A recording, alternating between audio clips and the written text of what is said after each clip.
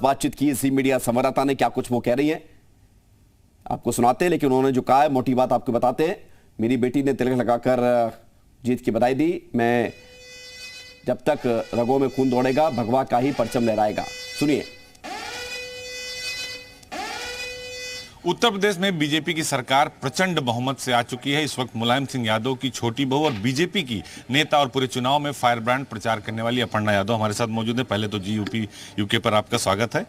और पहला सवाल आपसे, कल आपने मुख्यमंत्री से मुलाकात की और तिलक लगाया और बेटी भी साथ में थी। जी जी। तो क्या कहेंगे, कैसी अनुभूति उस वक्त हुई होगी जब आप? छोटी बच्ची मेरे साथ थी, मेरी बेटी कात्यायनी, तो उसने तिलक लगाया था। और ये हमारी भारत की संस्कार है, सनातनी परंपरा है कि इस तरह से जब भी चुनाव जीतते हैं या कोई भी आप एग्ज़ाम में पार होते हैं तो तिलक लगा करके माताएं बहनें स्वागत करती हैं, बच्चियां स्वागत करती हैं।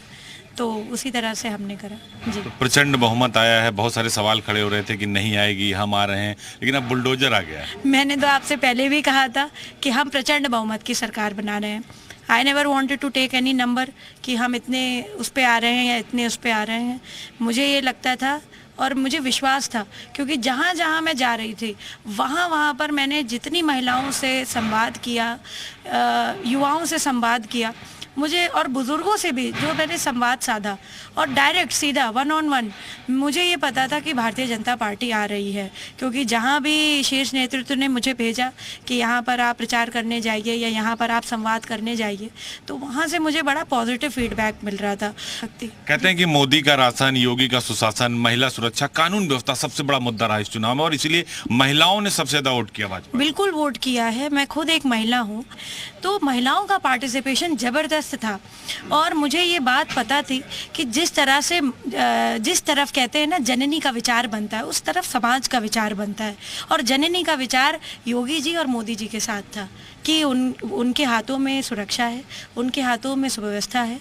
और उन्होंने जिस तरह से जो स्कीम्स दी हैं, जो पंडित दीनदयाल उपाध्याय जी का अंत्योदय पद के अंत्योदय व्यक्ति को मिलना, ये अंतिम पंक्ति के व्यक्ति को मिलना, ये बहुत बड़ी बात है जी। अपर्णा यादव के नाम को लेकर सियासी गलियारे में बहुत चर्चा है। अपर्णा यादव का रोल बदलने वाला है, क्या कहेंगे? बस मैं ये कहूँगी कि जो भी शीर्ष नेतृत्व तय करे मैं उसके साथ हूँ।